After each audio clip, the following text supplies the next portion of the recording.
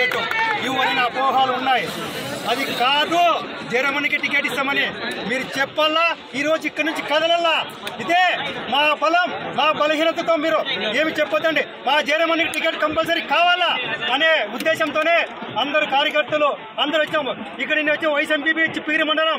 నేను ఒక సాధారణ వ్యక్తి, నేను ఒక కూలీ నాలి పని చేసుకునే వ్యక్తి కాబట్టి ఈరోజు ఎంపీటీసీ చేసి మా వైస్ ఎంపీపీ చేసినాడు.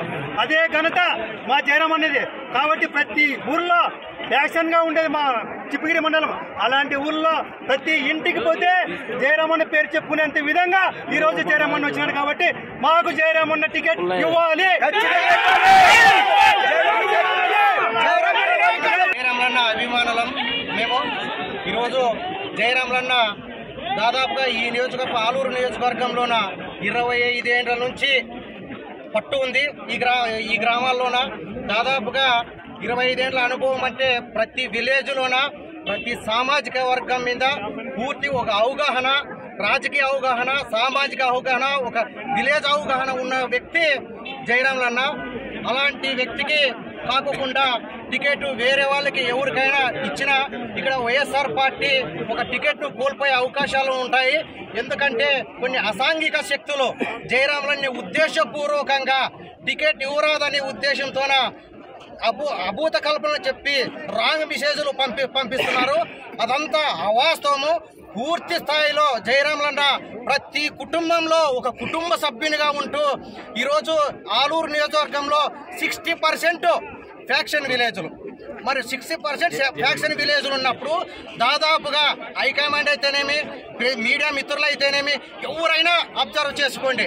ఈ 60% ఫ్యాక్షన్ విలేజ్లోన జయరామన్న నాయకత్వంలోన ఈ నియోజకవర్గంలో ఉన్నప్పుడు ఎక్కడైనా ఈ 15-20 సంవత్సరాల్లో ఎక్కడైనా ఫ్యాక్షన్ గొడవలు జరిగాయా?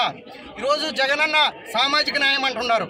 సామాజిక న్యాయం అన్నప్పుడు జయరామన్న ఇలాంటి ఫ్యాక్షన్ని ఎక్కడ సపోర్ట్ చేయకోకుండా ఈ ప్రాంతాల్లోన వ్యవసాయాధారిత గ్రామాలు ఇక్కడ ఉన్నటువంటివి కాబట్టి ఫ్యాక్షన్తో ముడిపడి అనేక గ్రామాల ప్రజలు బెంగళూరు, ముంబై, హైదరాబాదు వలసలు పోయి వాళ్ళు కూలీ నాలు చేసుకొని వాళ్ళ పిల్లలు విద్య లేకోకుండా ఆర్థికంగా చిత్తుకుపోయి బజారున పడిన కుటుంబాలు ఎన్నో ఉన్నాయి.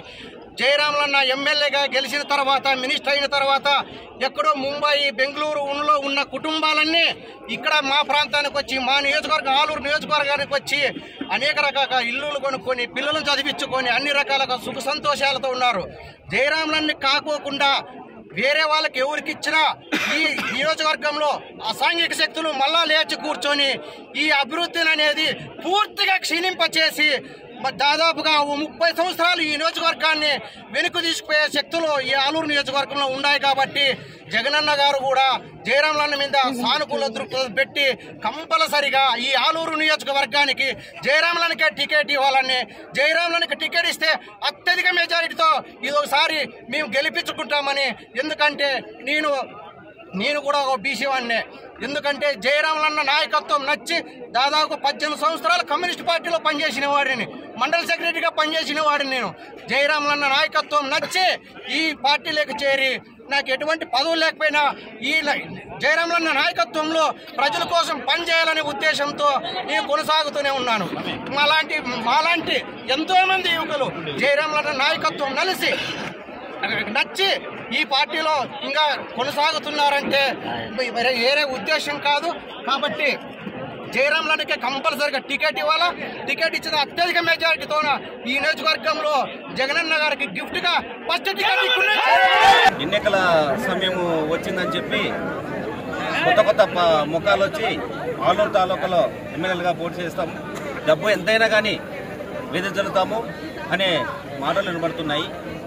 డబ్బు ఎంత ఎదజల్లినా ఇక్కడ మొదటి నుండి జయరామన్న గారు మొదటి నుండి ప్రజారాజ్యం నుంచి ఆయన ఇక్కడ వచ్చినటువంటి పరిస్థితుల్లోన ఎన్నో గడ్డు పరిస్థితులు ఉన్న జయరామన్న ఇక్కడ ఉన్నటువంటి క్యాడరు, ఆయన మంచితనము, ఆయన యొక్క మంచి గుణము, ఆయన ఎంట ఉన్నటువంటి నాయకులు కూడా ఆయన ఏమి ఇవ్వకపోయినా, జగన్మోహన్ రెడ్డి గారు ఎవరు కార్యకర్తలకు ఏమి ఇవ్వకపోయినా కూడా ఓన్లీ జయరామన్నని చూసి ఈరోజు ఆయన ఎంట ఖచ్చితంగా ఆయన ఉన్నంత వరకు కార్యకర్తలు ఆయనంటే ఉంటామని చెప్పి మేము కోరుకుంటున్నాం.